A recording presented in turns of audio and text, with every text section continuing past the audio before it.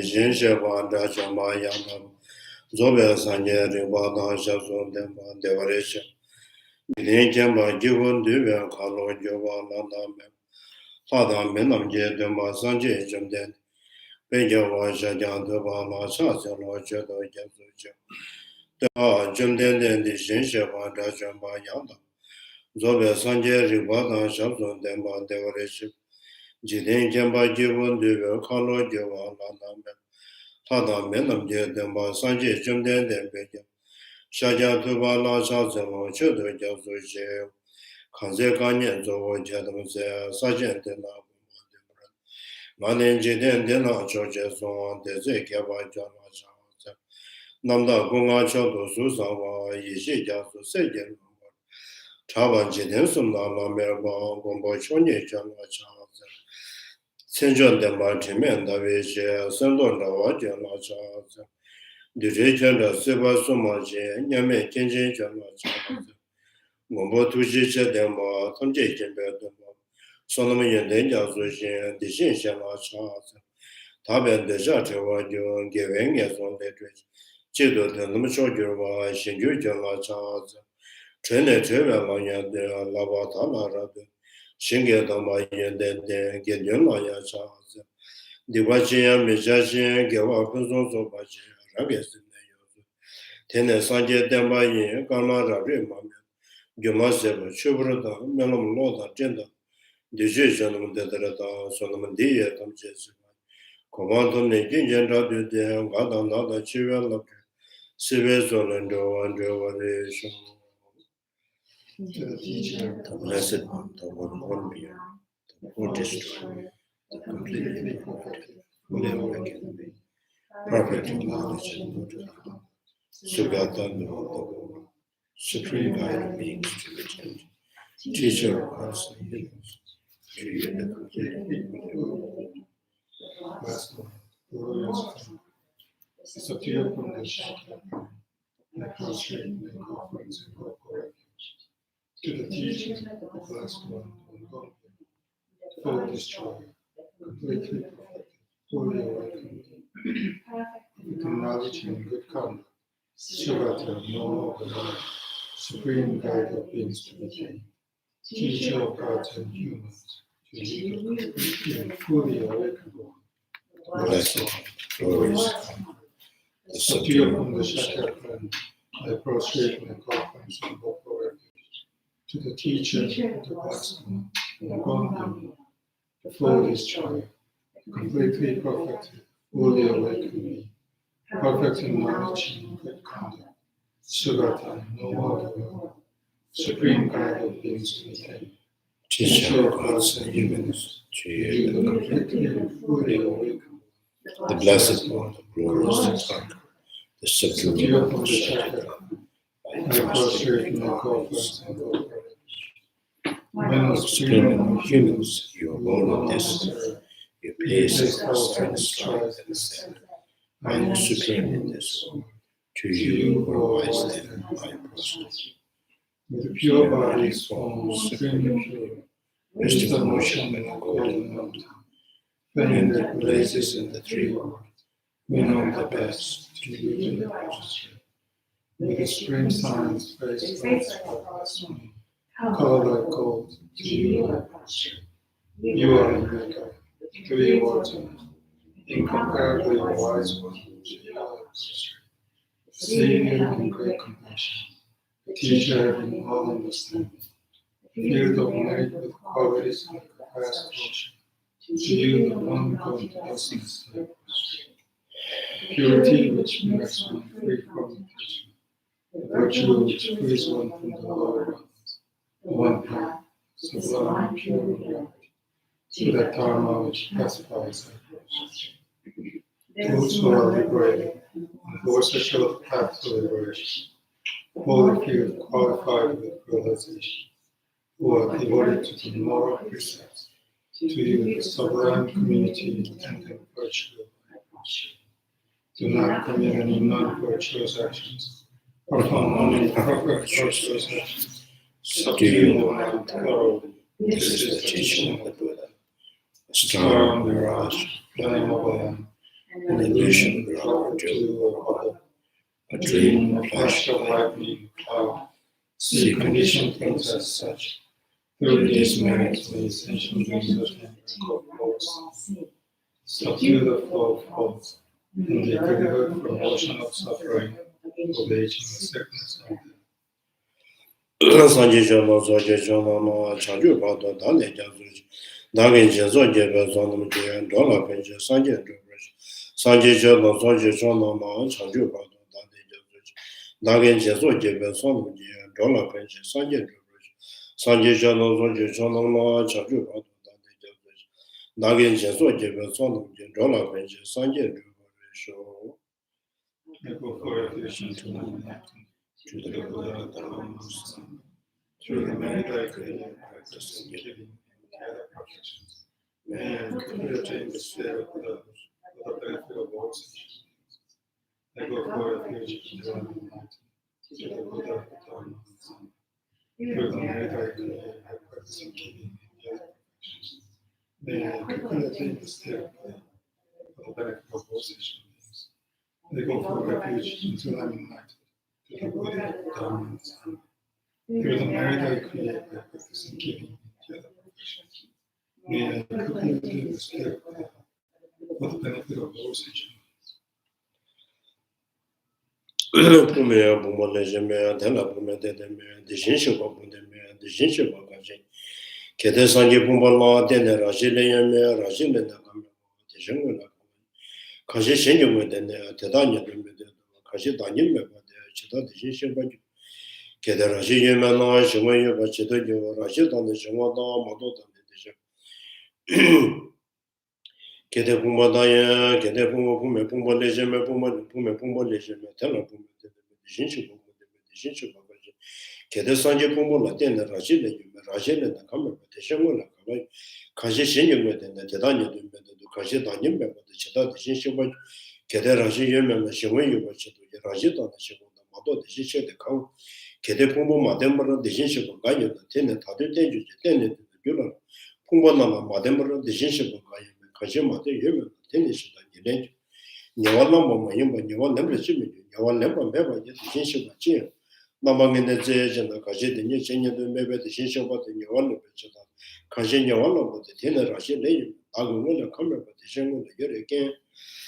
Teta Nyala Nyala Moana Babunya Tomba, Tomba, Dishinsha Tomba, Chita, Tonga Shikim, Meton Shikim, Nida Nimi, Mishata, Tabet, Tada Medan Lazo, Shivandela, Tada Tamela, Shivandela, Kage de Jinshi, Jenzamoto, Tena Yangende, Beja Number Tovach, Rajan, the Donda, Sanjin Yang, the Yoduship, Sabata, the Sanjay, Sabama. Trivenia, what they went the Jinshi, Tomi, the Jinshi, Rajaga, and Roder, the Jinshi. No one the Rajim, the Jinshi, what of a Shesha, the Raduchip, Shuniba, Kage, Mobotinjo, no, when you do the Yishin and the Summit, Payment, and a child said.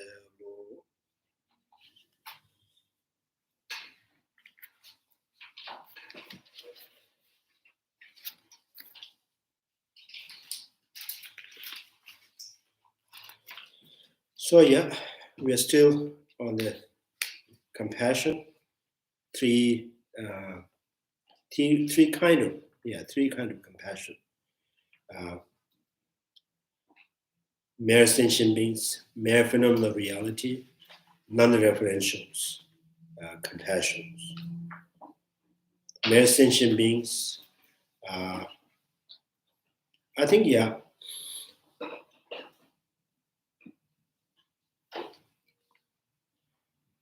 I'll just read from this.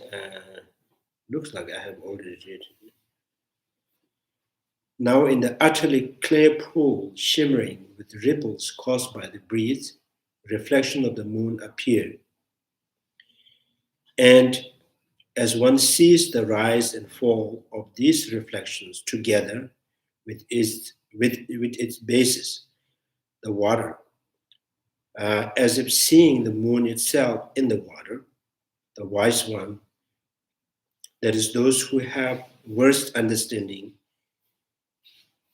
these natures will perceive on a moment by moment basis this reflection to be transcend. Yeah, I think movement will perceive on a moment by moment basis. That's one of the compassion. And the second, these reflections transcend the devoid of the reality of beings, the moon that they appears to be, just like this example. Bodhisattvas, under the power of compassion, when they seize other sentient beings who reside in the ocean of the identity of the view, an ocean, into which flow the vast blue lake of ignorance, replenishing it, an ocean that is being beaten up by the storm of the false mental projections. When they seize the beings before them, beings who appears like a reflection of their own positive and negative karma, and upon whom befall the suffering of conditions existing moment by moment, disintegrating, moment by moment disintegration, and see this being as a devoid of intrinsic existence, the great compassion for them arises.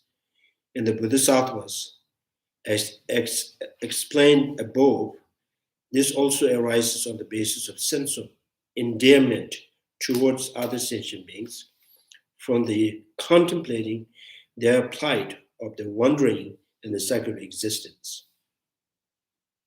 Although the identity view is from ignorance, ignorance is mentioned here separately in the commentary, and it's referred to the ignorance, the grasping at the self existing of phenomena, which induce this identity of the view. I think this mixed together with true compassion is kind of not separately mentioned.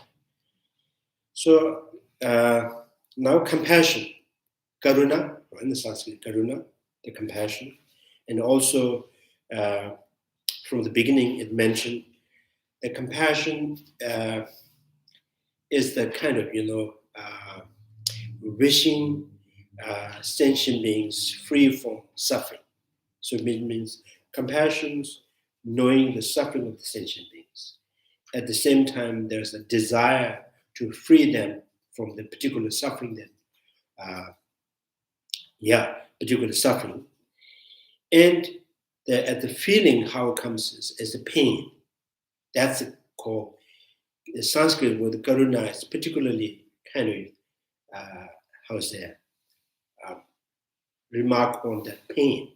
So Sanskrit says, karuna, no peace. Right? So dengo, so literally is no peace. It's just pain by having seen how sentient beings are wandering in cyclic existence. Right? So that very pain is not like a normal pain. Normal pain that conditions the other negative emotions, sad, disappointment. This pain brings the courage. This pain brings the joyous effort, right? Courage, joyous effort. So it kind of,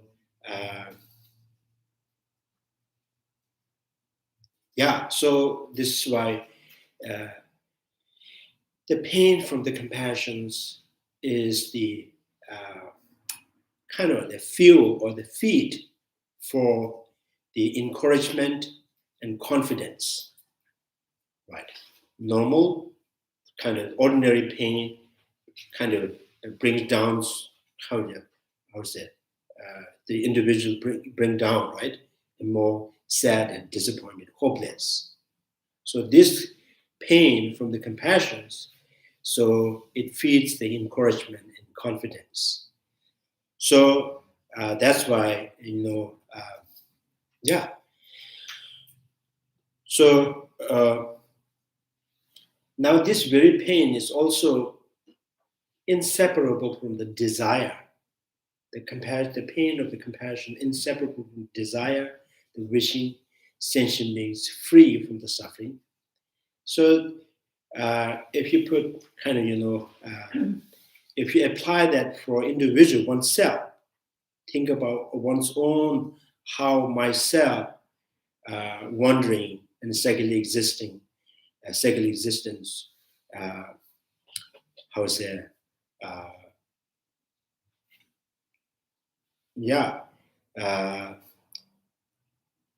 The force by ignorance, right? Out of ignorance, how we create the karma. That karma leaves the imprints within the consciousness. All the actions remain as a seed or imprint within the consciousness.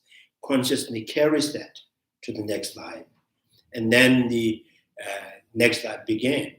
And then name and form, the faculties, and then the contact, and then the feelings. And then at the same time, that's very, the imprints fertilized by the craving and the grasping, right? And become ready to give rise another life. So the process of becoming. And then that lead to, give rise the next rebirth. And right after the birth, the moment of the birth and the aging and death comes, right? So this, when you think continuously for one individual, then that desire become freeing oneself from the second existence, right? Wanting myself free from the second existence. Because you've been reflecting the dwellings and dependent origination on oneself, right? As a result, that the genuine desire, they're wanting to free from the second existence. So when you apply the dwellings that depend origination on the other, and then there is chances to develop the sense of desire to free other sentient beings from the second existence. Now, in order for generating a sense of desire, genuine desire, free sentient being from the second existence, it need the additional factor is sense of endearment towards the sentient beings. So oneself, you don't need to develop sense of endearment because it's built, right? It's ready-made. Myself is too dear, so I don't need to teach myself. It looks like sometimes we need to teach. So every time when we, meet people and they laugh, we say, take care of yourself. So maybe they are forgetting they're taking care of themselves, so we have to remind them. Anyway, so this is kind of, karuna, that the very karuna is kind of, there's a sound of pain. The pain that voluntarily you kind of take up on you. As a result, and you are very, your heart has become widely open, accepting, because of that pain, accepting everyone. So, and that brings the confidence to you, right? And then that, that generates the joyous effort to go further, the improving yourself, your morality, patience, concentration, the wisdom. So all kind of coming from that, the sense of pain that you voluntarily took up on you, right? So that needs sense of endearment towards other. So I think this is the most, looks like, renunciation and compassion. Renunciations is also driven by the sense of kind of endearment to yourself, that maybe you can say it's a self-cherishing, right? Self-cherishing, or you can say self-centered, I'm not sure, self-centered or self-cherishing.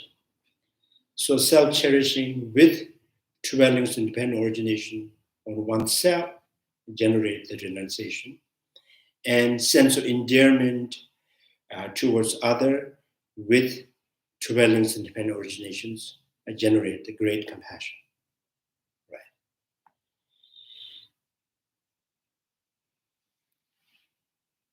Right? So, so compassion means it's not just kind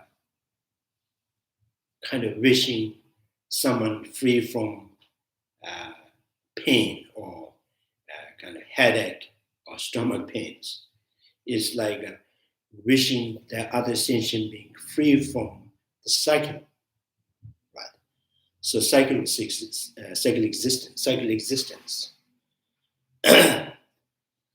So, and then what is that cycle? What is cycling? A cycling of the conditional suffering. Suffering of suffering, suffering of change, suffering of pervasive condition, again suffering of suffering, and then suffering of change, and then conditional suffering. So this cycle is not just one life to the next life, one morning through the night before you. There's always the cycle, the suffering of suffering, or the suffering of change, or the pervasive conditioned suffering. So this keep beating out sentient beings, right? Within 24 hours and year and whole life, even that for the after death, this still comes comes after you. So I think having that kind of realizations of the cycling in these three conditioned suffering, and then if you reflect that for one individual, for oneself, and generate the renunciation. Renunciation means that, I think renounce from what? Renounce to what? What is renunciation? Renounce from, right? The cycle existence. Renounce to the freedom from the cycle existence. And then that very process of trying is the renunciations, right? So renunciation means like that. So I think this, Lama Tsongkapha also mentioned, so the renunciation and the compassions. So first, what you need to develop, Lama Tsongkapha says, renunciation. Because sense of endearment towards sentient beings, self-cherishing is more powerful. So something you feel, then you can think, I can do it for other. If you don't see in yourself, and you have not much kind of idea or kind of desire to do something for other. So first you have to reflect dwellings and independent origination on oneself. That generates the renunciations, becomes so effective, and then you can apply the dwellings on others, an additional and sense of endearment. And Lama Tsongkapha also mentioned and how do you really develop the sense of endearment towards others? And then he mentioned there's a two approach of generating the sense of endearment towards others. One, there's 6 cause and 1 effect. Thinking about many lives, countless lives in the past, countless lives in the future to come. And within this kind of the countless life, we always born from the mother. So mother is the one who always kind of taking care of yourself, right? So, and then you see every sentient beings, once they had been my mother. And because of the, that the concept of mother imposes on the East sentient beings, and that brings closer to your heart. So that's one of the technique to generate sense of endearment, right, towards the other sentient beings. So this kind of method from the Asanga, right, Asanga, and in the many of those great masters, and Chandrakirti also mentioned, Aryadeva also mentioned about that. And then the Nagarjuna and Shantideva, and their way of generating sense of endearment towards other is through the interdependencies, right? So interdependencies means to be someone too dear to you, something or someone's dear to you, it not necessarily someone or something had kind to you, something that beneficial to you, something that is become a source of your happiness. You naturally cherish it, like your computer, your comforter, comforter, right? So you take care of, wash. I did last Sunday. Wash it and put in laundry, and then put outside in the sun. So it become very puffy, comfortable. So the comforter has no sense of kind, sense of any benefiting to you, but you find it so beneficial. It is important to you. So there's a cherishing it, taking care of it. So Nagarjuna and Shantideva says, so in this way you think, so what is your goal is enlightenment, the Buddhahood. And all the successful, not just Buddhahood, but everything, anything that you can gain in this life or the next life, or any samsara, or arhat, or the Buddhahood. So all depending on sentient beings. Without sentient beings, there's no practice that you can do. Right? Without sentient beings, there is nothing to gain. There's nothing to think about, successful or not. Right?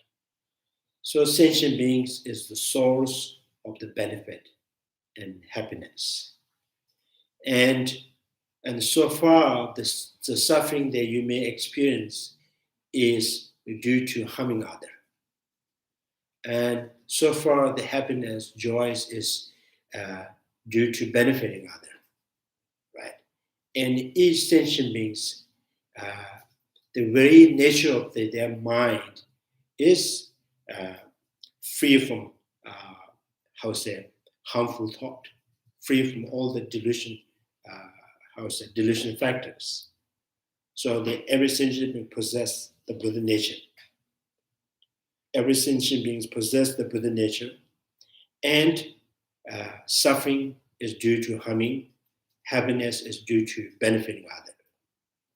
With that, right, and then you think about every sentient being is something important to you, something respectable, something precious.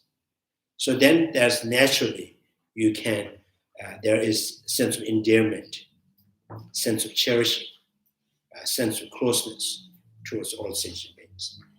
So that's Nagarjuna and Shantidevas, the way of generating sense of endearment.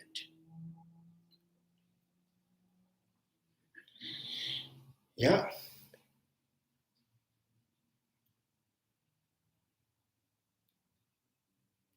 I think, once you have developed the compassion, then there's no need to, teach, or there's no need to, teach yourself how the sense of endearment is important. Because once you generate compassion, then the compassion will make you see other sentient beings more precious than yourself, right? Like, the millionaire or the billionaire, when they see their wealth, they also see this wealth is more than my life, right? So their business is more than my life. I can, if there's a necessary, I can, without eating food, drinking water, I can protect them. Without sleeping, I can protect. So they cherish the wealth more than themselves. So similarly, Bodhisattvas, every moment they're finding the benefit from the sentient beings. So they cherish sentient beings more than oneself. So in this way, so this is about the generating sense of endearment towards the sentient beings.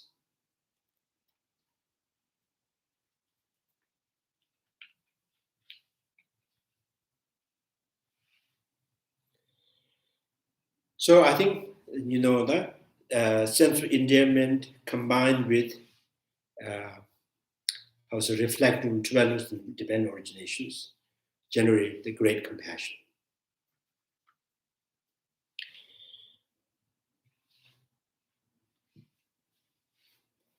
And then the second, the compassion,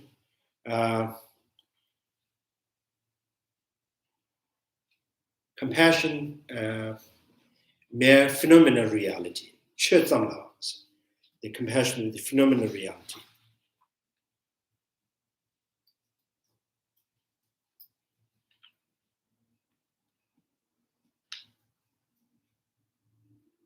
Yeah, compassion that takes phenomenal reality as object.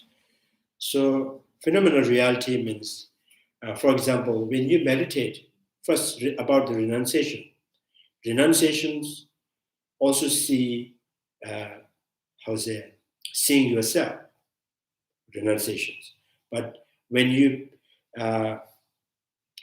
the focus object and the cognitive aspect, two different things. For example, if someone called you, he or she is coming at 4 o'clock, and yesterday she called, right? And then morning you are busy, and your mind, this person may come, and then you finish everything and then get ready, and you watch. You're focused on the watch or the time, and the focus object is just a time number, counting. And the cognitive aspect, the person entering in your door, right? So focusing on the watch, but with your mind seeing that person. So this is like a phenomenal reality. So compassion, the cognitive aspect is sentient being, but so the focus object is the phenomenal reality, is the aggregates of the sentient beings.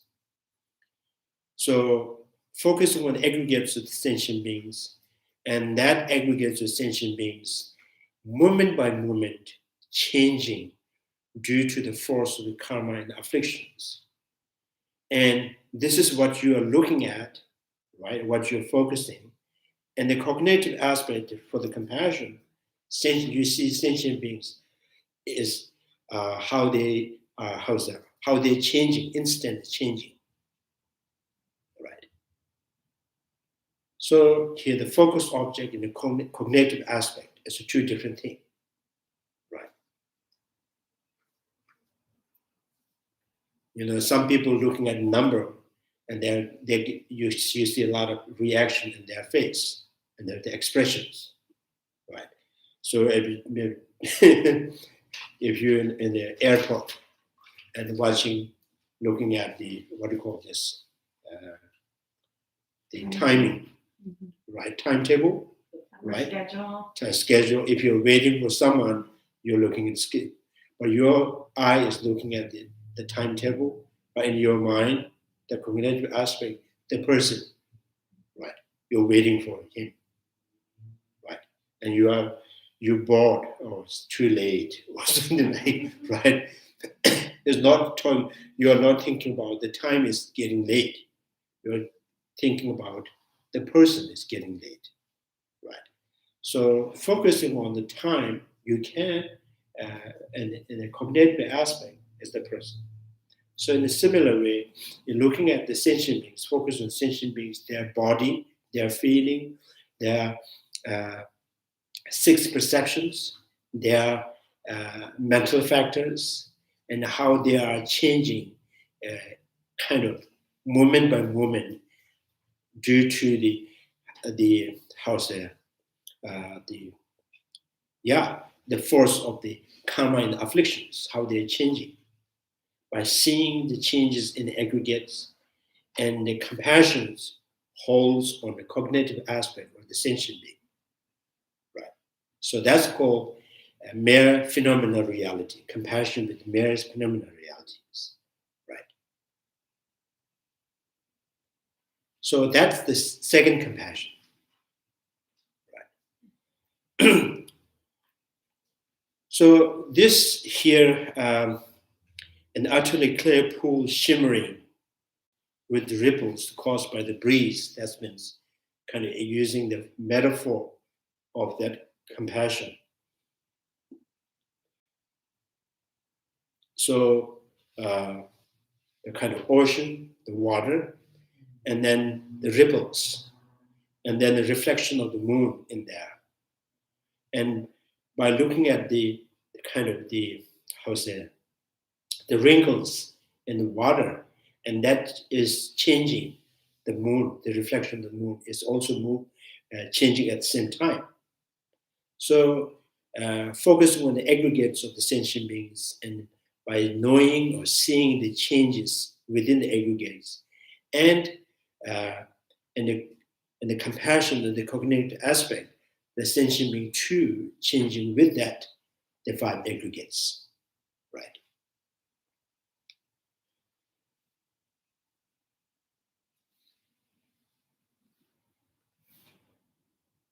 So now say, what is the difference, this compassion, the first compassion and the second compassion? The first compassion, just kind of, first compassion is almost, first compassion sees almost inseparable the body and the sentient beings, like normal we see, right? You just look at people, oh, he's there. You don't really conceptually or knowingly separating in himself and his body, right? So the first compassion is like that. So sentient beings are crying, sentient beings walking, right? It's not separating. The second compassion is separating the aggregate and sentient beings, right? So the self and the aggregate are one. They're the same. They're seen as the same in number it's one. not really kind of perceiving them, they are same. Just kind of, it's normally, it's not a very normal process. Right? Normally we don't say, right, your body is you, your head is you, right? So Your no nose one is else. you don't say it. But just looking at your face, you say you are here, right? So that's the normal way. So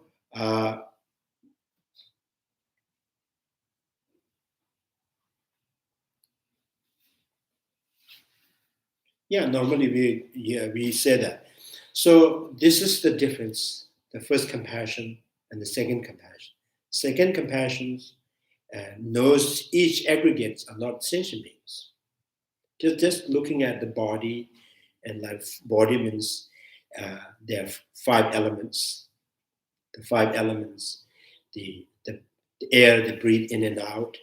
As a result of that breathing in and out, and heat in the body, that liquidities, the moisture that holds in the body, and from the liquidity in the body and experiencing of the solidity, kind of something solid feeling, is due to the water, right? We feel, well, I'm sitting, well, I leaning on the walls. There's some of the solidity is due to the water. So the water kind of produces the earth element. So this is what in the meditation you are seeing, the 5 elements and the consciousness, right? And then there are these whole elements and the consciousness is not changing due to the weather, right? Not winter, not the summer, not the autumn, right? Not the storm, right? Not the hot weather. This only change when there's emotionals, right? So emotionals rise and fall. These elements get busier, right? Right. So this is how the second compassion, is a compassion. So second compassion is, what we say, sentient beings characterized with the phenomenal reality.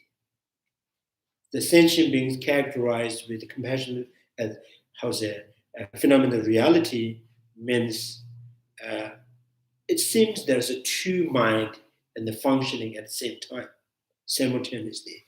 One, the wisdom that understands impermanence, the conditional suffering. At the same time, and then in the cognitive aspect, there's a compassion, right? Holding sentient beings, dear, right? So, like,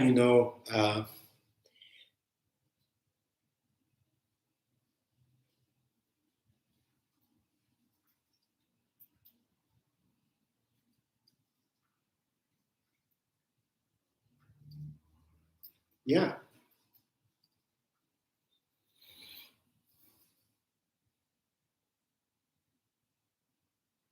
So I think I have mentioned many times, looking at the time, you in your mind, you hold the image of that person, right?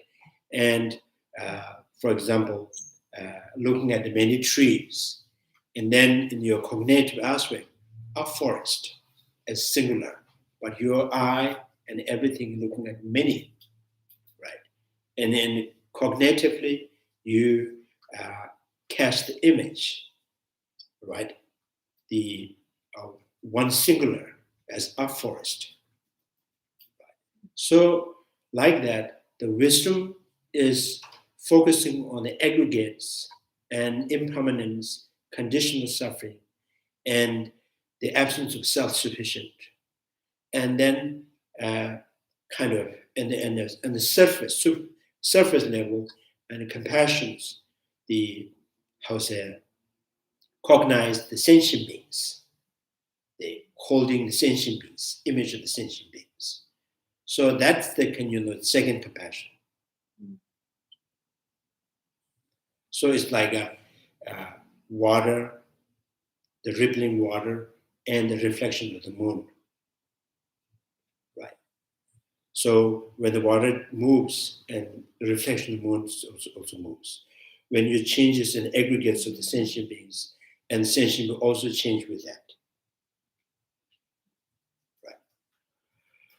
So the second compassion, there's many within this second compassion.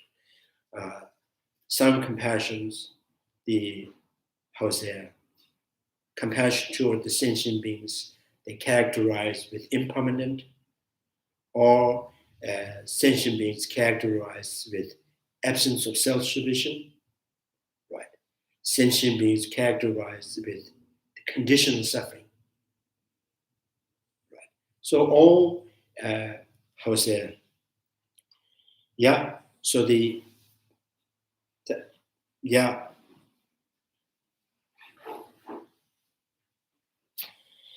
So I think that you see the difference in the first compassion and the second compassion. Now, third compassion is more kind of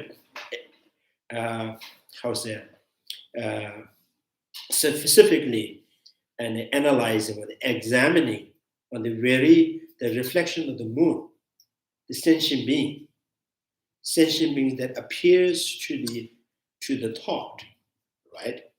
By focusing on the aggregates of the sentient beings. And that the sentient beings and examining, this is not really exist by its own nature. It is totally devoid of the, intrinsic nature. Like you say, the second compassion, like for example, looking at the waters, the ripples of the water, and the change,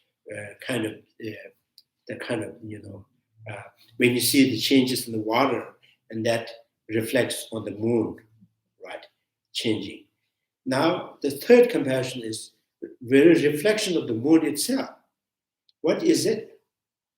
Is it nature of the water, or it is the thing that is separate from the water and came from somewhere, or can it leave the water and go somewhere, or you can just hold, you just pick from the water. So that the very reflection of the moon is absence of intrinsic nature. This is like an image of the face in the mirror. It is never been nature of the glass, right? And it not physically came from somewhere. It won't go physically somewhere else. So it has no intrinsic nature, right? It has no intrinsic natures. Now, how many times, how deep you understand there is no intrinsic natures, you cannot erase the existence of the reflection of the moon, right? The reflection of the image of your face is undeniably exists, but it has no, essence from its own side. So in the similar third compassion, and the compassion towards sentient beings, at the same time, sentient beings has no intrinsic reality. Right. So it's, the second compassion also comes with two mental factors simultaneously. One, wisdom realizing emptiness. The second, and the holding the image of the sentient being. So the image of the sentient beings cannot be erased or dismantled by wisdom realizing emptiness. So the wisdom realizing emptiness is knowing it has no intrinsic nature, but the compassion holds on that, right, unreal sentient being. So that's called non-referential compassion. Does this relate to the three kayas in any way? No. No, it's totally different. Yeah, totally different. Yeah.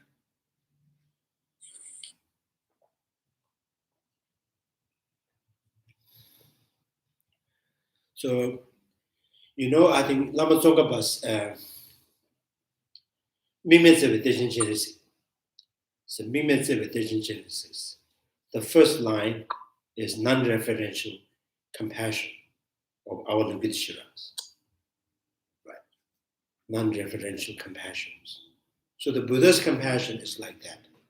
Buddha's compassion is they see the sentient beings, right, conventionally as not intrinsically exist, but never,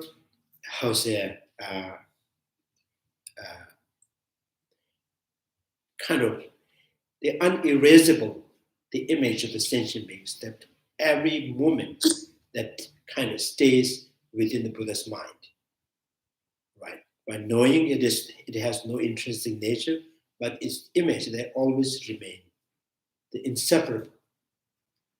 So the Buddha's, so Buddha, like in speech or wisdom or every moment, the sentient beings always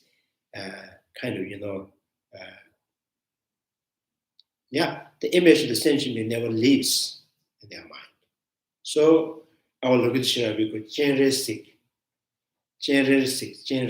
means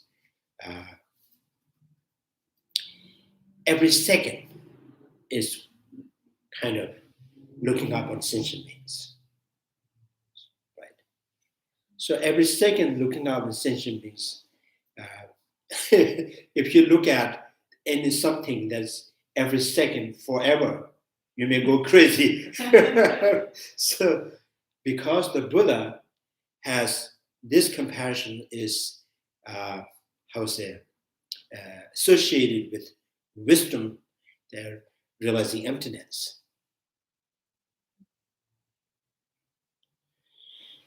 So three kind of compassion, yeah. So compassions.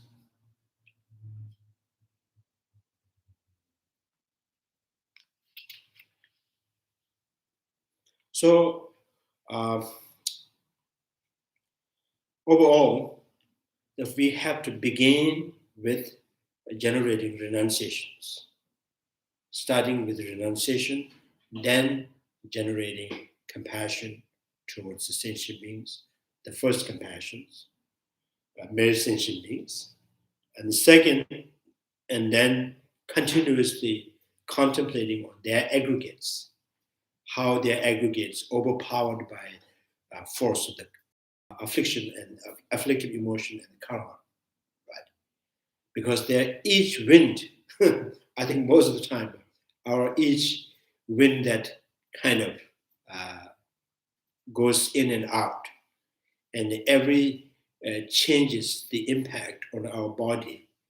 It's not just by the air, it's emotionals, anger, attachment, jealousy, like those, each emotionals pop up at the same time. It comes with wind, right? So so that each wind, kind of punching our elements, right? So it kind of physically, emotional is training our elements, right? People who get angry all the time and without thinking, they just without any reason they get angry. So and sometimes the people have this kind of term, muscle memory or something. So you have wind memory, water memory, you have heat memory. So easily get heat up. So heat memories. So these are memories. Elements are not really it's not doing by the elements themselves. It's an element that goes with the emotionals. So it's pretty much elements keep reminding the emotionals. Now you have to come up. You have to come up. So like that. I want to ask something about this. It sounds like, I'm not saying it is, it sounds like you're saying that the emotionals feed into how the aggregates are reacting, which has to do with us kind of getting out of control and experiencing affliction. And it sounds to me like you're indicating those emotionals are totally conditioned by our past karmas, although it kind of sounds like there's, as an appearance, some element of free will or being able to train our emotionals. But yet, in Tibetan medicine, they're always changing the formulations based on the seasons, because the seasons, I gather, affect our aggregates and our emotionals. Like people get more temperamental from heat. So, I mean, it seems to me like it's not so clear-cut as emotionals affecting the aggregates, but there's actually external elements arising which affect the emotionals too. Do you understand what I'm getting at? Yeah. It sounds Yeah. like, Yeah. okay.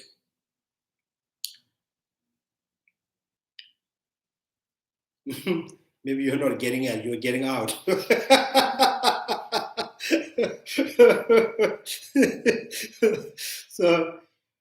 So here I'm saying that the emotional impacts is a main cause. It is the primary cause that brings the impact or changes within the elements. So that does not mean the outer elements has no influence to the body. So food that we eat is influenced. This by eating and drinking and breathing, it is sustaining the body. Right now, so you see, ordinary people, and then the practitioners, the Bodhisattvas. So they all eat, they all breathe, right? So why the ordinary sentient beings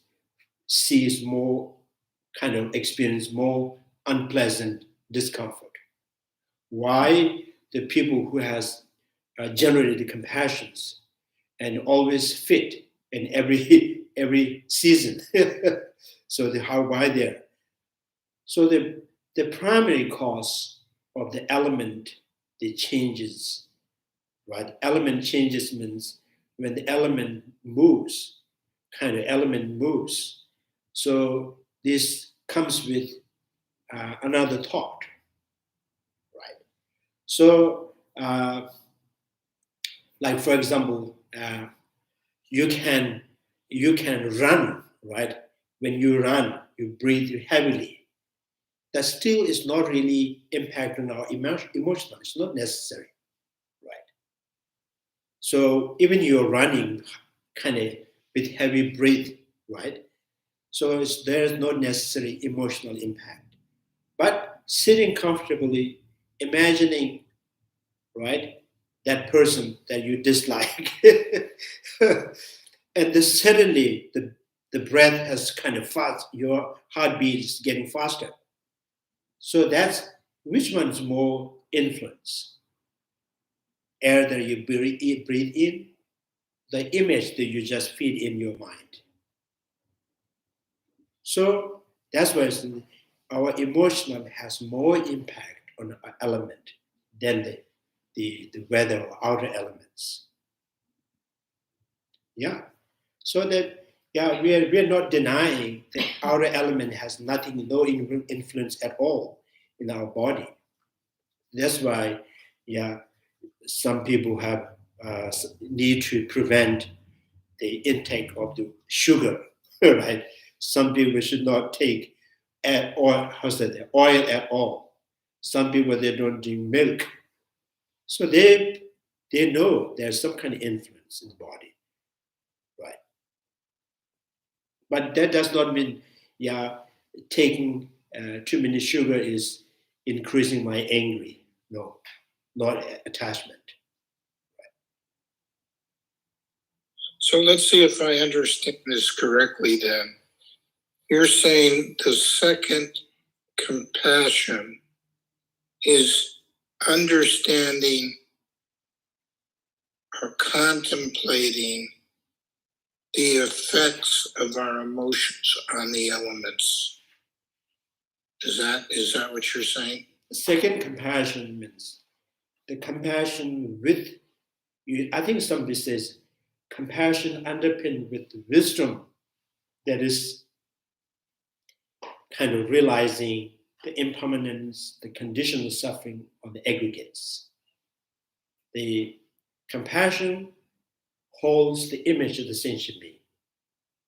And the wisdom part of that compassion, or other side of the wisdom, is focusing and contemplating the impermanence and the conditional suffering of the aggregates. So that's what we call sentient beings with characteristic of impermanence. Right? You have sentient beings and you have the impermanence of their body. Right? So these two minds goes together. That is called the second compassion. Compassion of the phenomenal reality.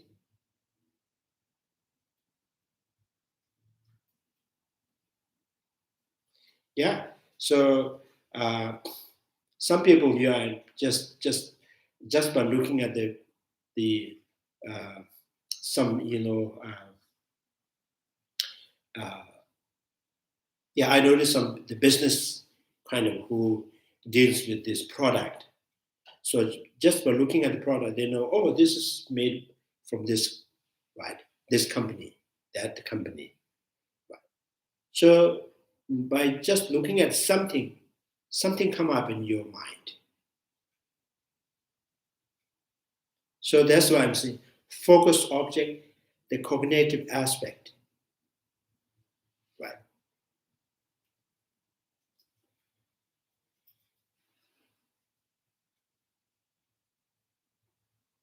Could you go into the cognitive aspect a little more, or clarify that further? Okay, the cognitive aspect and the focus object means your mind has a two kind of object. One, right? Maybe it's not really correctly to say that explicit and implicit is not good. The cognitive aspect and object and the focus object. So I think I mentioned that already. Just by looking at the time, right? Looking at the time on the clock, and kind of, and cognitively, you have the aspect, that individual who is coming on that time. Right. So people who has invest in the stock market, right? Stock market. And they look at the television, and at the side of that, so there's a number. So by looking at that number, and they get upset, sometimes excited. So that means they are not just because of the number, because of their money they have invest is kind of, sometimes it increases, sometimes shrinks, right? So that's the cognitive, means cognitively you are, holding on the wealth that you have invested. And you're focusing on the number that's going up and down. Right? That's why cognitive aspect and focus object. Right. I think this is always normally everybody is doing that. Like just some, some people kind of when you have a conversation and you're reading the other's expressions and you are planning it in the back of your mind. So the cognitively you are creating another image by reading the other's expressions. Right. Some very good business people that do that, and they so they have a bigger plan just by having interact with people. Right. So other people, they don't know what they're thinking in your mind. So that the cognitive aspect and focus object, you're focusing, right. So see it here, the cognitive, all three compassion, the cognitive aspect is the same sentient being. First compassion, second compassion, third compassion. The second compassion and third compassions is the focus objects, like mainly focus object. The second compassion is just focusing on the impermanence of the aggregates, the conditional suffering of the aggregates, absence of self-sufficient. absence of self-sufficient, right? And focusing on that, and then in the cognitive aspect, the sentient beings.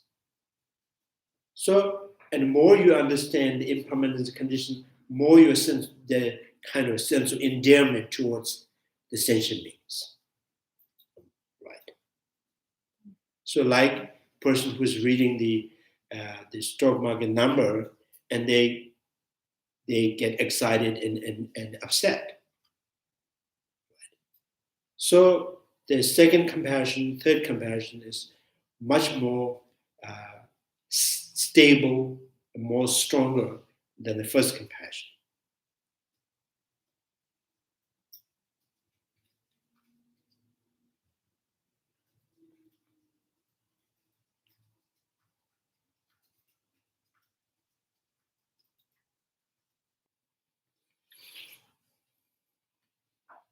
Why is that? Huh?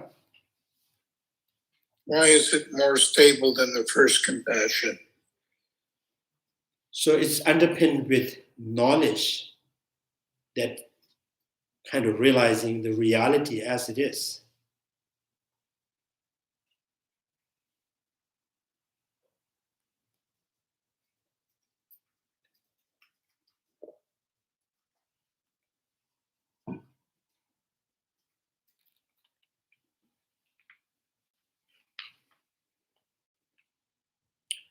Whereas the first one is more imagination.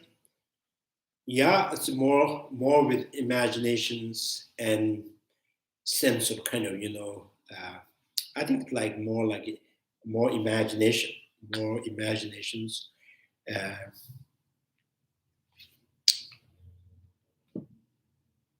think it's not necessarily that first compassion has to be driven by the realization emptiness, and then any kind of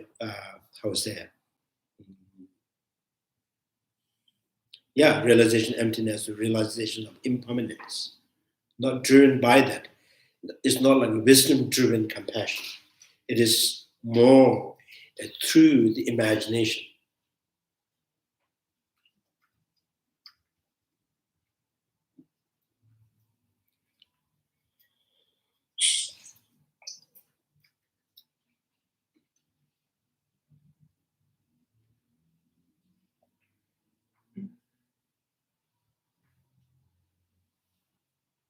The first compassion would be filtered with ignorance, wouldn't it? It would be seeing, maybe not aware, but seeing sentient beings as permanent. Just normal sentient beings, just normally perceiving the sentient beings, not necessarily characterized with permanent or truly existence. The first compassion. Now, having said that, the Bodhisattva who has developed the wisdom realizing emptiness, right, has the realization of emptiness, but not necessarily every time when you think about sentient beings, not necessarily he is seeing sentient beings as absence of intrinsic existence. So the first compassion comes, right? If you focus on impermanence and absence of intrinsic existence, then this third compassion comes. Without focusing on impermanence and emptiness, the first compassion comes. What's the second compassion? Second compassion is compassion's is not really driven by the realization of emptiness, the impermanence, the conditioned suffering, or the absence of sufficiency. Right. So absence of sufficiency means independent I. Independent I or self, a person, is something totally independent from the body and the feeling and the perceptions. Right. So that is self-sufficient I. So when the Bodhisattvas having compassion towards the sentient beings, at the same time, the focusing on impermanence of the aggregates, then that self-sufficient I automatically kind of, refuted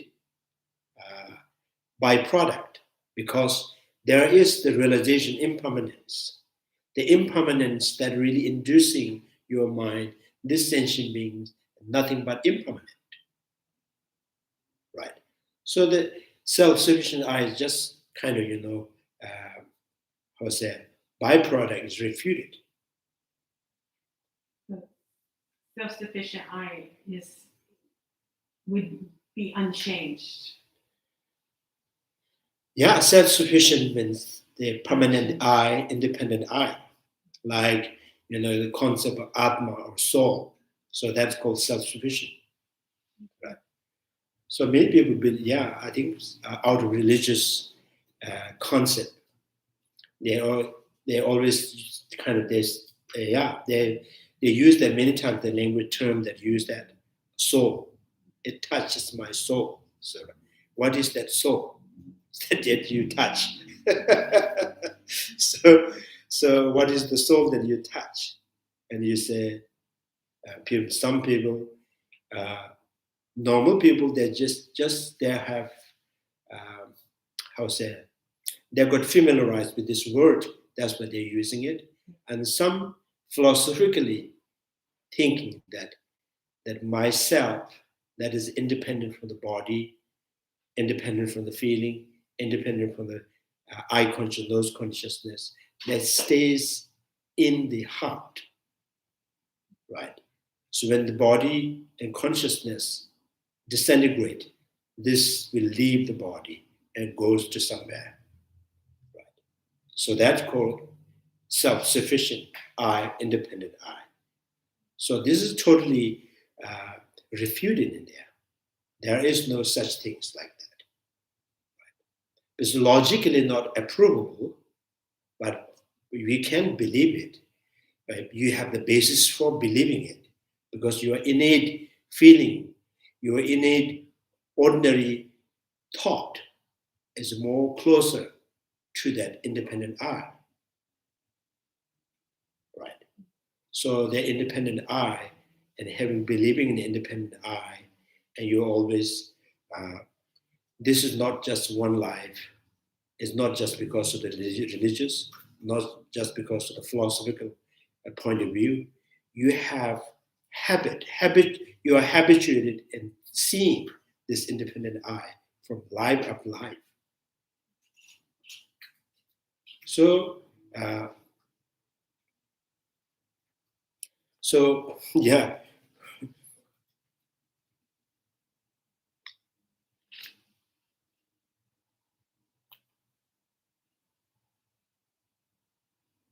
Some people, they always try to prove what they feel is right. What things appears to me is correct. So, the people have this kind of, this is, there must be God, right?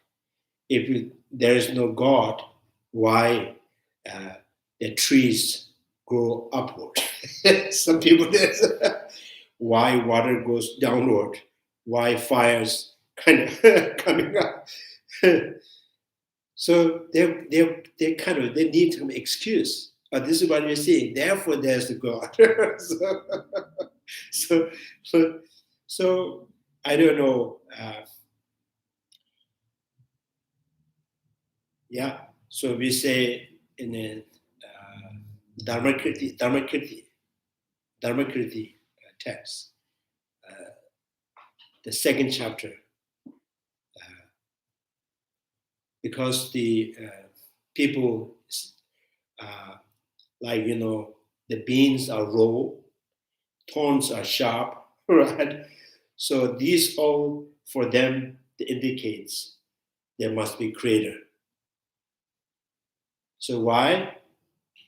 Table to make round, or what? Rectangle? Square, right? These need human beings' effort to make that. So without human beings' effort, something happened. That must be created by the God. So, so that's kind of this. So because there is the shape. Yeah, you did not make it. I did not make it. So someone has to make it. So God chicken eggs round, like a little bit kind of the different shape. Huh?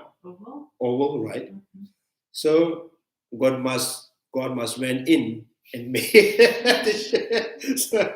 And he pushed it from the chicken's stomach. So something that is not made by your hand, so has to be created by the God. You meant fetus, right? For the baby? Huh? For the baby? Yeah. Fetus, I'm sorry. So fetus, they change the shape, and the human beings, fetus, changing the shape, human form. So this is not made by human being. It's something, right? Someone who has went in and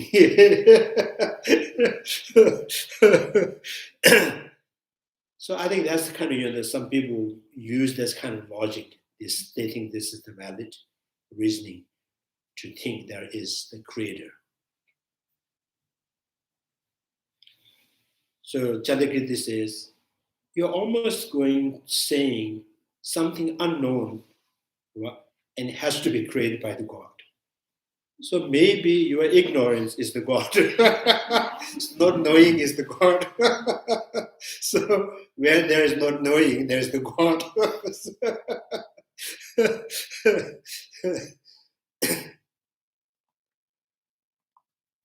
And also we believe that, from the barley seed, barley sprout, not the tomato, not the onion.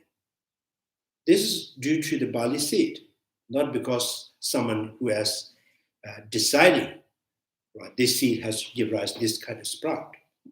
It's just because the barley seed, right? Because it's a substantial cause, therefore it gives rise to the barley sprout, not the tomato.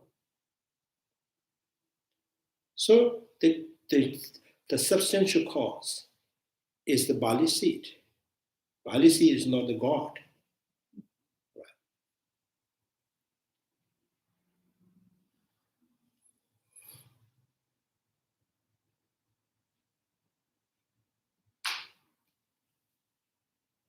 So these are very, very old time argument.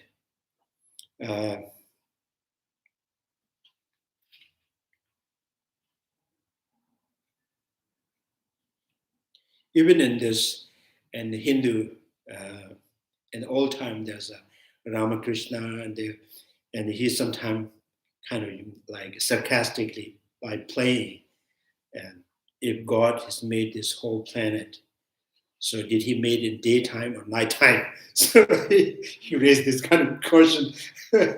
One of the great practitioner, philosopher, and politicians. So the Ramakrishna. So one time, in the there's a king. He's the minister, and the king and queen. They kind of sometimes they try to bring some kind of the argument, like debating, and then king ask the Ramakrishna, can you tell me something that I can kind of put my wife and keep thinking, not asking me a question? So Ramakrishna says, yes, you can ask this kind of question. God must have created all of us. Now the question is it daytime or nighttime? So the king asked this question to the wife, and the wife kept thinking, day and night, kept thinking. There's no way she can figure out is the day or night.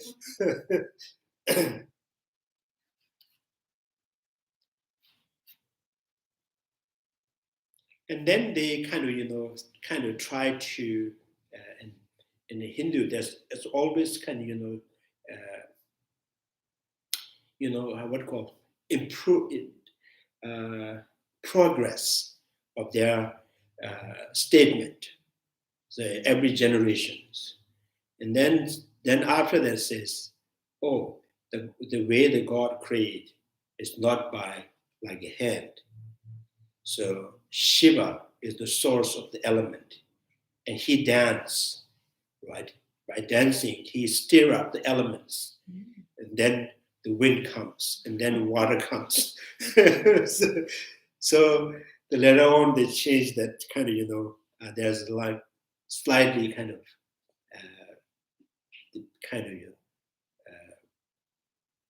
I think people think it's more making sense rather than saying he has made, like he baked this planet.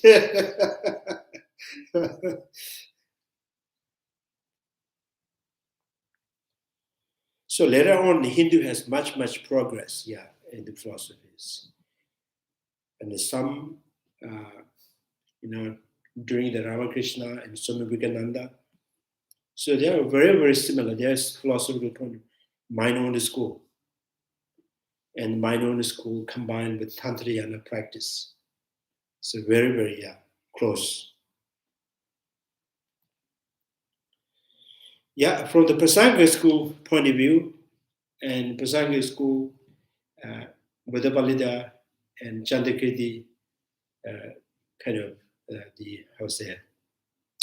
when there's the argument between mind-only school and the Prasanga school, say you are still right. You are still not complete follower of Buddha.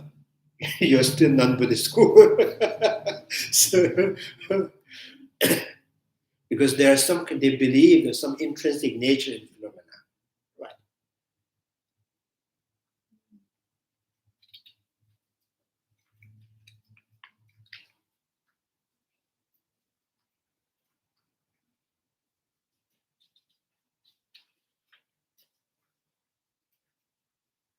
So sometimes sometimes there's in the philosophical the tenets in the debate, and they count Swatantrika school and Viveka school as the philosophically non-Buddhist, right? From the refuge is Buddhist, so they refuge to the Buddha, Dharma, and Sangha. From their refuge, from the with respect to the refuge, they are Buddhist. From the philosophical point of view, it's not Buddhist.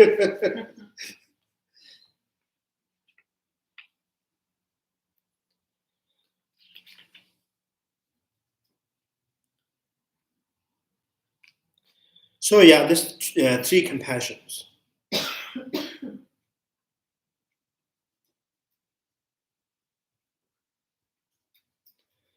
So altogether now, the main point is, first we need to generate renunciation through reflecting on the 12 links of dependent origination on oneself.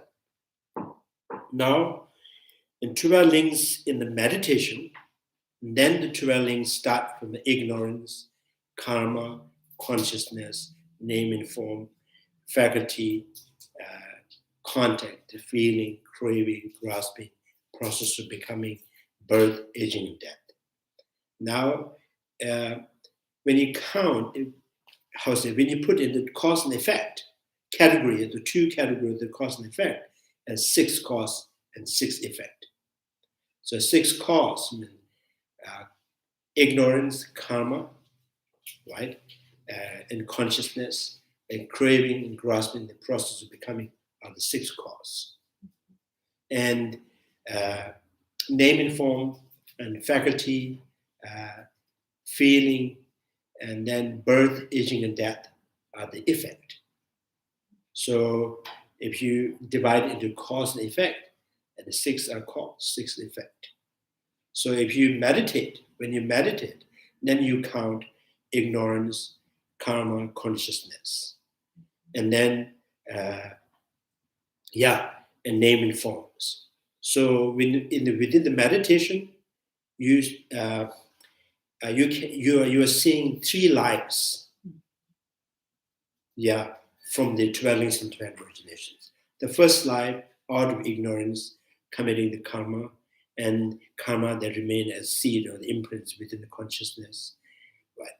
So consciousness carries, and then next lives start, name and form, new life, and then gradually developing the sense faculties, and then out of from the faculties and start to consciousness engaging on a sensual object, so the contact, and from the contact, right, within one life, contact and feelings, and then from the feeling, the craving, grasping, and then the 10th, the process of becoming as one life, and their next life, and birth and aging and death.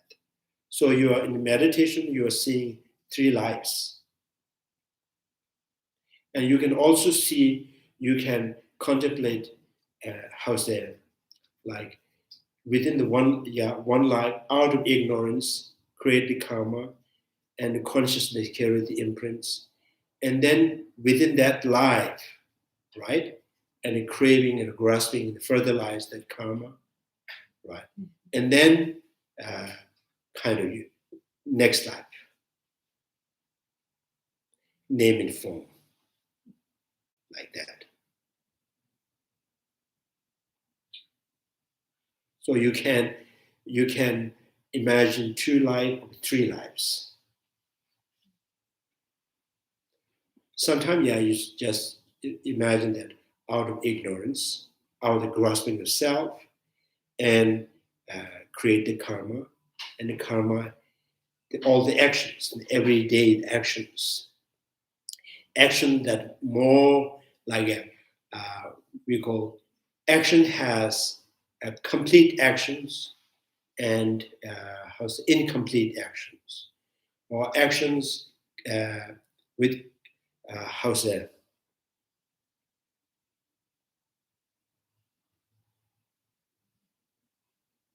the actions, for example, so some actions, even if there's negative actions, without intention, or you are forced to do that, right? You are forced to commit that negative actions, and you have no intentions. So that actions we call chela masaba. Chela means you have acted out but not committed, right? Not committed, but you act out. And salamajivas, and then you have intention, rather, to killing or lying, right? But you haven't spoken, right? All the intentions, what you say, right? So how do I making upset? You have a whole plan, but in action you did not really verbalize. So that's called committed, but not acted out. So the different karma has a different effect, right?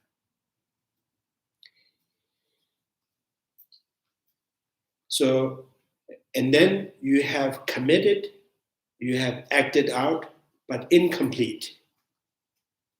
Means you plan to steal, right? You plan to steal money or anything, right?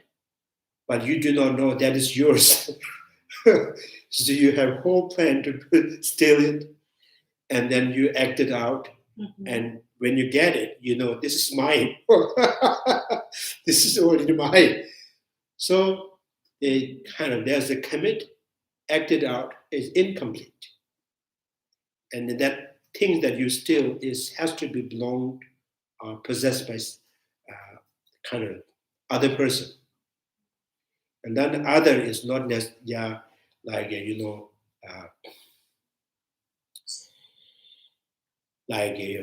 sometimes your fathers, your families, your business partners, right?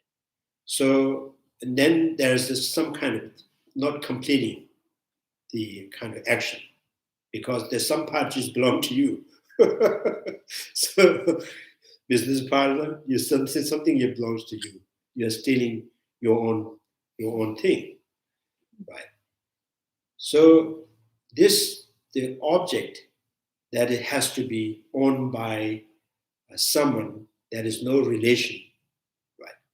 By family or business partners, right?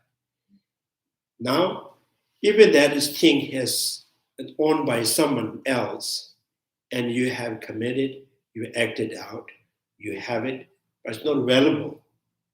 So again, there's the incomplete. But doesn't Some people want people steal your old shoes, but no one coming and pick it up. but doesn't the mere thought, just the mere thought, even there's some intention even in the thought, I suppose. Or you may have a thought without strong intention, nonetheless, you still have that thought. There's some emotion there. Doesn't that itself, even though the action is incomplete, leave an imprint? Yeah, leaving imprints. I'm saying all the actions leave the imprints. Now, about the result, how they will bring out about the result, then it's a different result. Action that is result from not committed, but still simply acted out, or the result from the commitment, there's a committing, not acted out, right? And then committed, acted, and incomplete as from the result, right? So, or complete. So that the result also differs.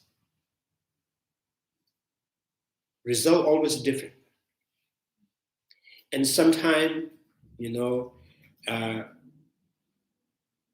there's in the Vinaya text says, if you steal things from the arhat, and that's not steal, because arhat has no sense of mind. Any possession that belongs, there's something they have, they don't have attachment. So because they have attachment, so if you steal it, you are not kind of, consider you have complete this kind of stealing. But there must be negative consequences because of your intention, your harmful intentions, your kind of careless intentions, right? And disrespect intentions. But you cannot have the result from complete stealing.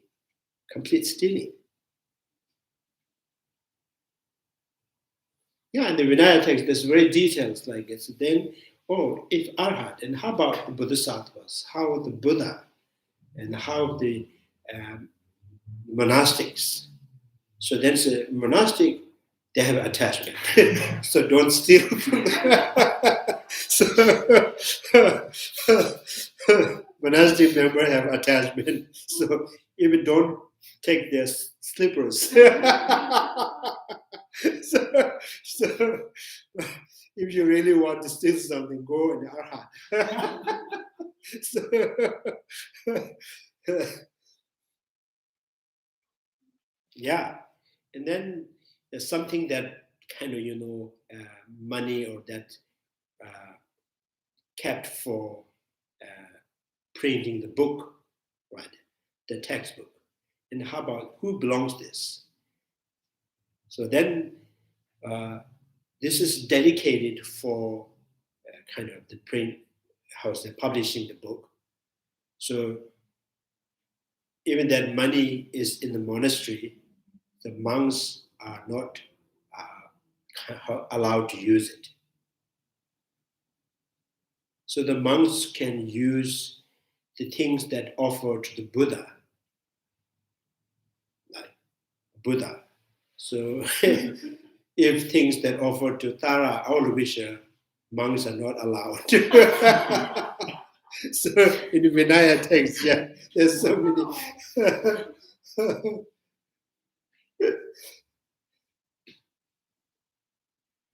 I thought Tara was an emanation of the Buddha. I'm not quite getting that.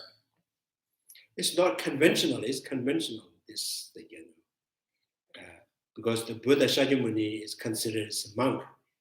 Everything he possessed has belonged to the monastery. There's a Vinaya. There's like very detailed. So many rules and the regulations.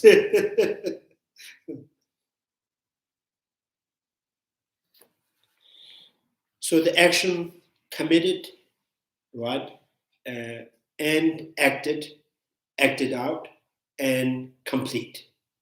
And there, so the result, kind of the consequences, the result of that is bigger and much greater. Right? So action is kind of smaller because you haven't committed, but you still acted out. Or you have acted out, committed, but things that is already belongs to you, or things that is no value, right?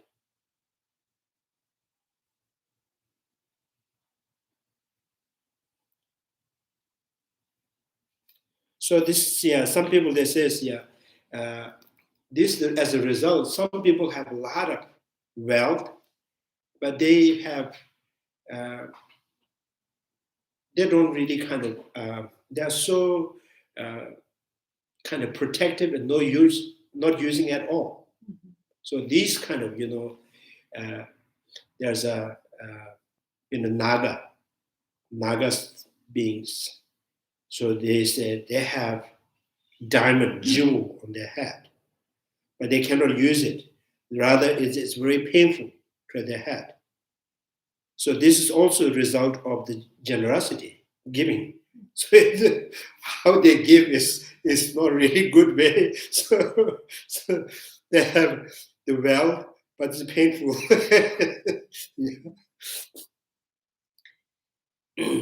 Some the spirit, they have they live in a gold cave, and they have gold, but they cannot use it at all. They love and they love looking at it. They love protecting it, but they know that they don't know how to use it.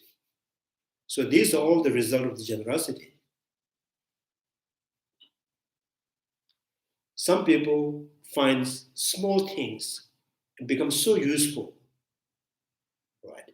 It's not much valuable, but it's become so useful. So that is also the good consequence of the generosity. So how is this painful diamond in Naga's head the result of generosity? What causes them to suffer? I think that we need to ask Buddha Shakyamuni. So I'm just Geshe.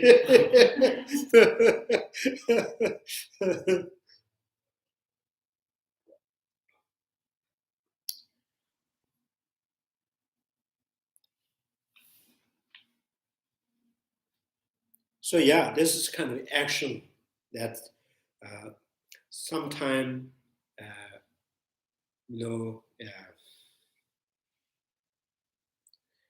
sometimes there's no sense of commitment. When the object makes the karma more powerful, not by intention, not by actions, for the object.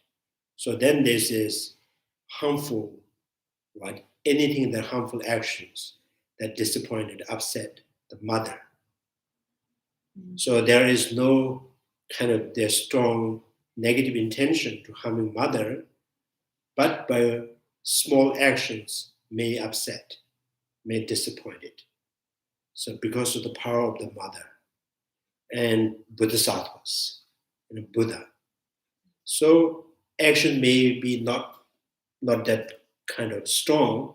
You have no kind of strong in negative intention, but kind of, because of the object that you are, approaching, right? So it's interdependencies, everything, powerful or not.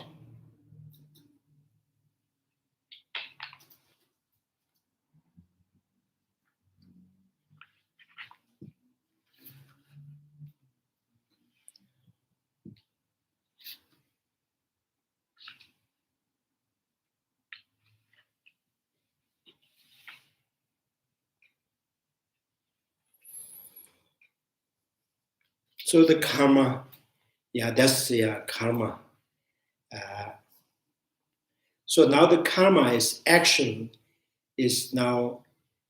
Action is not necessary. Your action is not necessary verbal and physical. So without the verbal and physical, so this is called perceptible action. You can perceive someone who is kind of acting, right, through the verbal and physical. But in imperceptible actions, some are like you have a plan, or you ask someone, or kind of you leave something and you forgot, and that may harmful to others. These are your actions. If you just not knowingly you leave what we call needle on the road, right? You just fell from your bag and not noticing it, and then you bought it from the store, Home Depot. You fell. So then you stay home, and the one car came, and that got stuck in there. Yeah. Pierced. Yeah, pierced.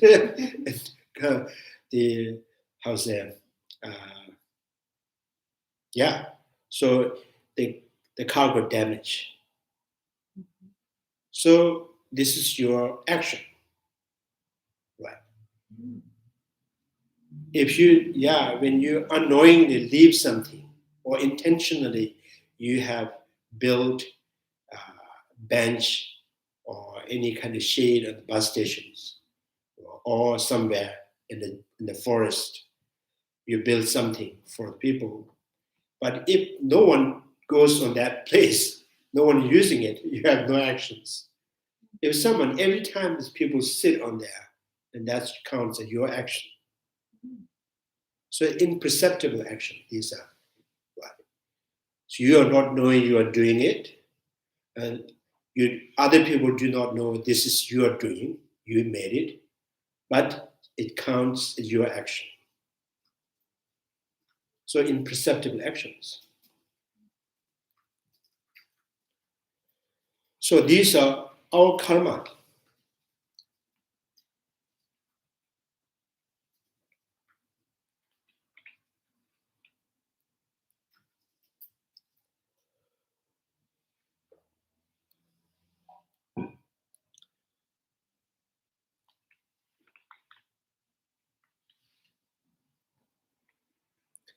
So if these are all karma, right now we are reading Nagarjuna's book and contemplating, discussing, gaining knowledge. These are also imperceptible action of the Nagarjuna and the Buddha Shakyamuni. So there's the activity of the Buddha Shakyamuni and Nagarjuna still there, right? So they have well invested. So that investment, the benefit from it is also done by our effort. If you don't have any interest, so Nagarjuna's book is just a book, right? Some alphabet in there, there's nothing. so we contribute the kind of positive action of the Nagarjuna, right? Like someone sitting on your bench that you kind of built in the forest, right? So the Buddha's activity, they're called Buddha's activities. Buddha's activities is endless, limitless. So Buddha has done right and countless of this kind of actions. And ornament of realizations that says every positive, like positive message is kind of the source of that is the compassion and wisdom. So every positive activities is kind of the originate from the Buddha's activity, Buddha's karma.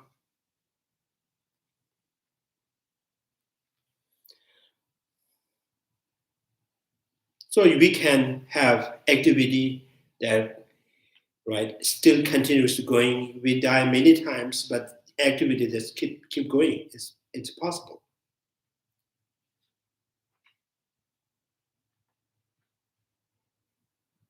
So in perceptible actions, right? And there is intention, and then commitment, right? And then resulted in a good so complete with result. So the intention, action, and completing, right? So the karma means that, right? So karma is not necessarily from your verbal and physical. Sometimes the karma can be just from the one thing, can be effect very, very powerful, but maybe just intention. The intention of something that is resonate in your mind for years and years, as a result, will be very, very effective. But you haven't really kind of acted out still, because the mental activities keep going. So that's very, very harmful too. Right?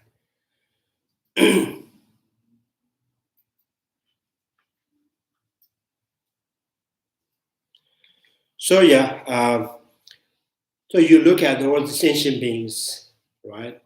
Their action, their karma, and their emotionals. So producing the suffering of change, suffering of pervasive condition, right? So whole day, whole month, whole year, and whole life, right? So the changes, the continuously happening, and kind of focusing on that changes, and the cognitive aspect, this sentient beings is in tremendous kind of like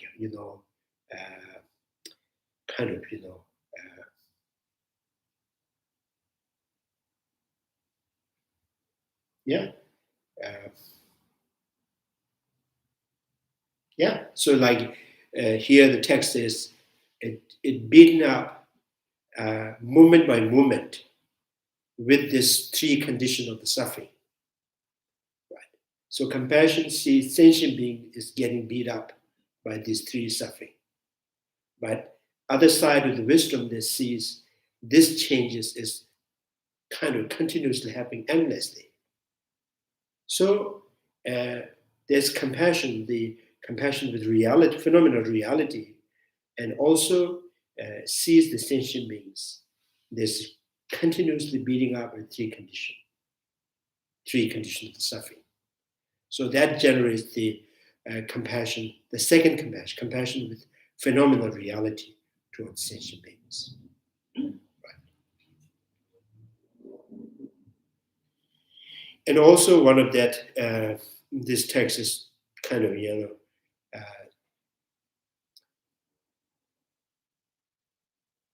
another compassion, the sentient beings or people kind of, the innate grasping of self is day and night, even in a dream, this grasping of self always activated, very active. And that feed by these misconceptions continuously. And then, so kind of, along with kind of, the karma, right?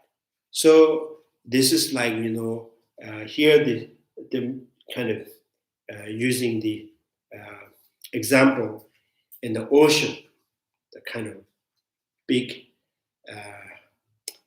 the blue lake, as like example of the ignorance, the grasping of self. This replenishing it means is keep feeding and sustaining by misunderstanding, misprojections. So this the lag is not really drying up; it keep growing. So we see kind of focus on that, and then imagine the sentient beings, how sentient beings, out of ignorance, by their whole desire, the innate desire, they always want to be happy, but they're causing suffering all the time. Right? So this is how we look at sentient beings and generating compassion.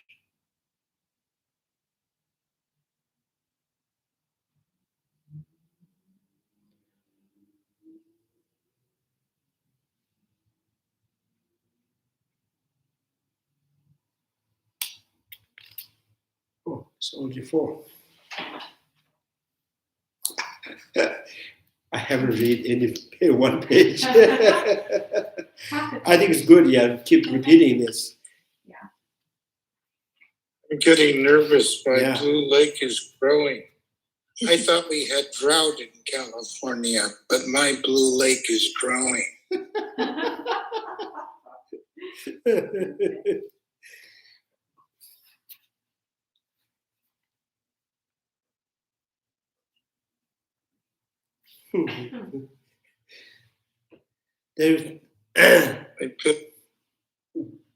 I better do more to remove the water. Yeah, you need to, read more and contemplate more on Nagarjuna's point of view, Prasangika school point of view. So it will stop feeding the kind of blue leg.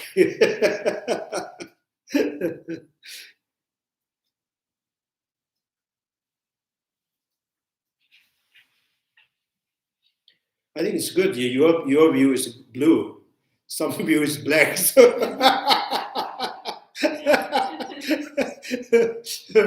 blue still looks good, right? I didn't say it was clear blue. So clear pool, shimmering.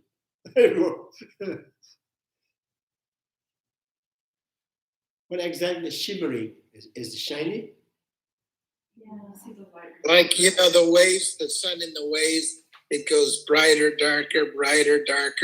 Oh. Like the effect of the sun on the moving waves, that's shimmering. Okay. Shimmering. It's sort of light flickering on the water. Oh, okay. Yeah, the light is bouncing off in different directions. Sometimes you see it very bright, sometimes you see it dark. This is what we see in like small river. Uh-huh. Do you also see in the ocean? I The see small the lake. river, the stream, we More see of a this. lake. Right. Lake. Maybe sometime. When you're way out in the ocean and there's no waves, you might see that. Yeah. When the wind blows. Yeah. That's kind of it's still kind of, not convincing. Shimmering in the ocean. It's like the water is shivering. Yeah. I think Lama Tsongkapha haven't seen any ocean. Gotta get you out of So his whole life is living in the mountains. So,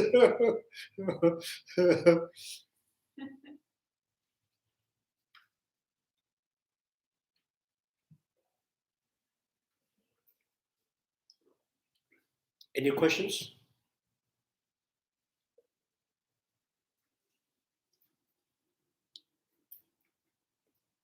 The main point, dwellings and sense of endearment. This is the most, essential point. So developing endearment towards sentient being and contemplating on dwellings and divine originations.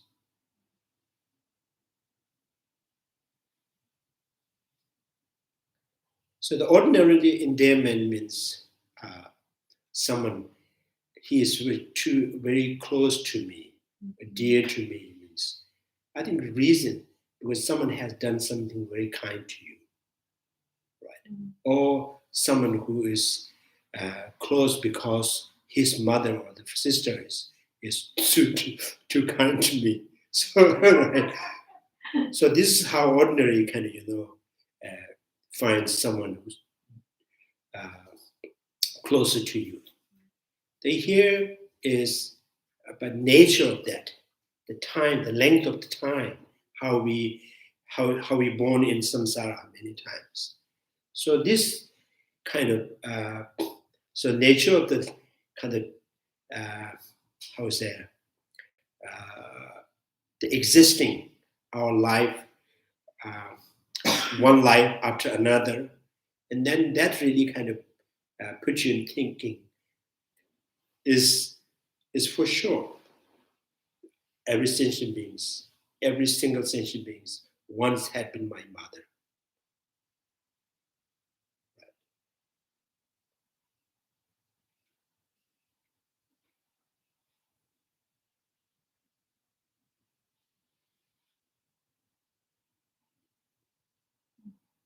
Maybe this is not really effective mother. So mother is no more kind now. Has mother stopped being kind? There are some mothers and fathers who are kind. Then every time when every child born, they have to buy insurance.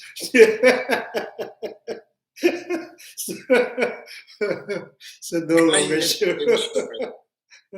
They're not selling this kind of insurance. Yeah, I think it's by nature. Whoever is born from the mother, that naturally that just the kind of name of the mother, the concept of mother, that makes so emotional.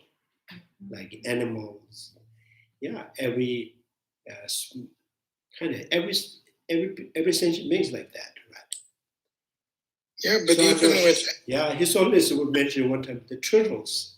So he says, still not sure how they think about the mother because once the mother laid the eggs, she never come back. So, even with some animals, it's not. It happens. Now, I'm not saying it happens most of the time, but some animals abandon their young. I mean, from elephants, camels. Yeah, I mean, this happens. Sometimes. But this, I don't know. There must be some condition. But most of the elephant or lion or tiger or deer or dog or even the squirrels, right? The mother is so protective. So no one teaching them. There's no culture. Biologically, there's always sense of caring, cherishing, protecting.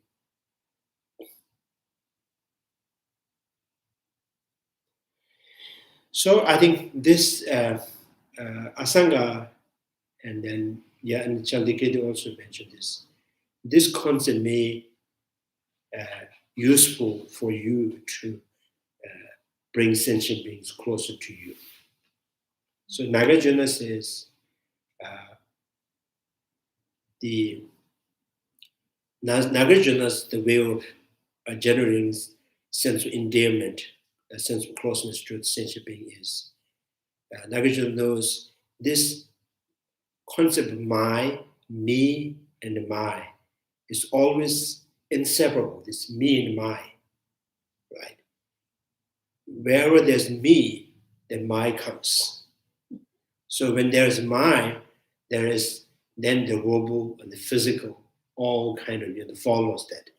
When you say this is mine, and you have to look at it, or you have kind of bring in your lab, right? You just look at it, protecting. So the me and the my is always kind of like inseparable. It's marriage forever. So cannot be divorced, me and my. So then by using that, right, sense of I, where do you, what are the basis for developing sense of me, right? So something that is very, for example, computer, when you buy, when you go to Apple store, and everything looks good, but there is no sense of me and my. So when you pay, and then, then you start kind of owning it. Then you say, oh, this is mine. Then, so computer is just material, has no emotional, no benefiting, no sense of kind to you. But because it's mine, you cherish it. So Nagarjuna knows this kind of, how to say,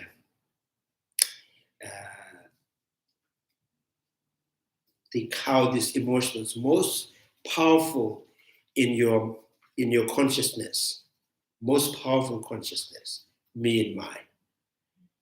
So Nagarjuna says, now first to scare yourself. This is how you say it for the child when you say, don't go there, don't talk to strangers. So like that. So far, you just reflect, you just think any disappointment, any uncomfortable, unpleasant experience, all are a result of harming other, right? Any successes, satisfaction, joy is due to others, benefiting others. So your enlightenment, your noble path, your first the path that that lead to the liberation or enlightenment. So your compassion, your bodhicitta, your wisdom realizing emptiness, all from the sentient beings. These are the source, the origin, field of your kind of that makes you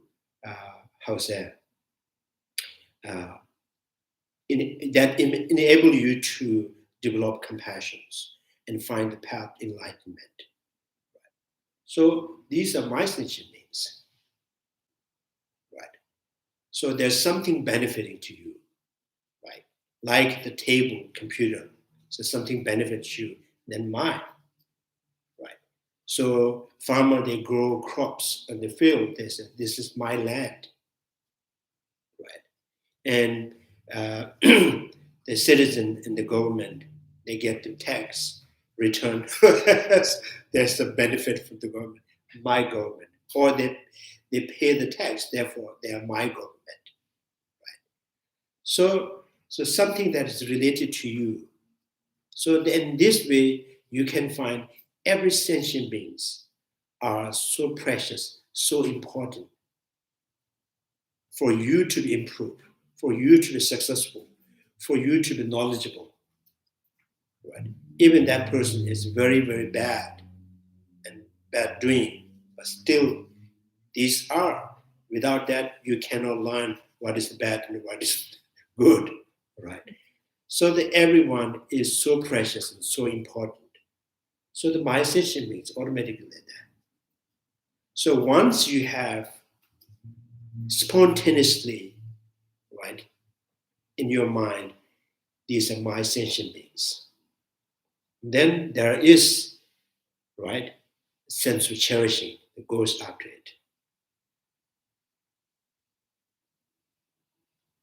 So this is the kind of, through the dependent arising and generating or developing sense of endearment towards sentient beings.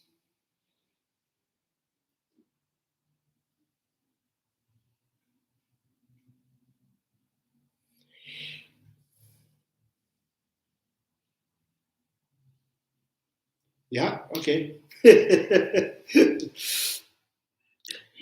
Chanju Semja Rinpoche, Maje Banda, Geju, Geva Nyamba, Mevanya, Kone Koto, Pebrish, Tonye Dawa Rinpoche, Maje Banda, Geju, Geva Nyamba, Mevanya, Kone Koto, Pebrish, Pama Simjen Tamjen, Dedan Denju, Nyenjo Tamje Dado Tonwa, Chanju Semba, Kanda Sushu, Deda Bunju, Monom Jujuruji, Karera Veko Vishimas, Pendan Dewa Manun Jungwe, Jeres, Dinzi Jazui, Shabe Sede Badu Denjuruji.